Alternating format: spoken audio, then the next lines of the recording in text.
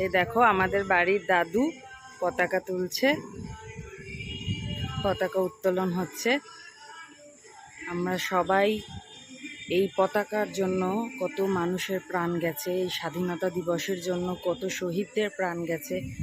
আজকের দিনটাকে আমরা প্রতিটা ভারতবাসী গর্ব করে সম্মান জানাই।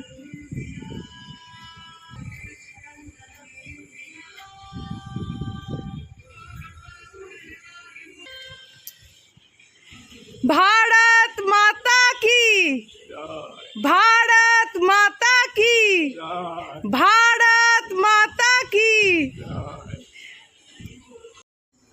বন্ধুগণ, আজকে 15ই আগস্ট স্বাধীনতা দিবস। এই স্বাধীনতা দিবসে ভারতবর্ষে ব্রিটিশরা শাসন করত। ইংরেজরা আমাদের দেশ ও মাতৃকাকে শৃঙ্খলাবদ্ধ করে রেখেছিল। তাই ভারতবর্ষে হাজার হাজার মনীষী তারা প্রাণপণ দিয়ে দেশ স্বাধীন করেছে। কায়দে আজম জিন্নাহ, মোহাম্মদ কায়দে আজম জিন্নাহ, সুহরাওয়ার্দী, হক সাহেব, জওহরলাল নেহেরু, এরা নিজেদের স্বার্থে দেশটাকে ভাগ করে দিয়ে আজকে হিন্দুস্তান পাকিস্তান হলো। আপনারা জানেন ভারতবর্ষের ইতিহাসে স্বাধীনতার জন্য হাজার হাজার মানুষ শহীদ বরণ করেছে। যেমন প্রীতিলতা ওয়াদ্দেদার, সূর্য সেন, মাস্টারদা, এরা প্রাণ দিয়েছে।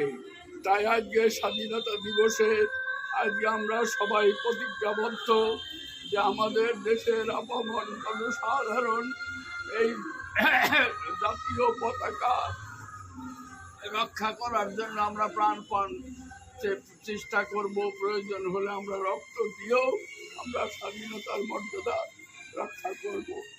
বন্দে মাতরম, জয় হিন্দ, বন্দে মাতরম, বন্দে মাতরম, বন্দে মাতরম, জয় হিন্দ।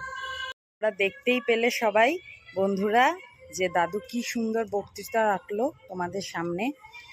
তো ওনার চোখ অশ্রুস্রিত হয়ে গেছিল, কারণ ওনার সেই শহীদদের কথা মনে পড়ছিল বলতে বলতে।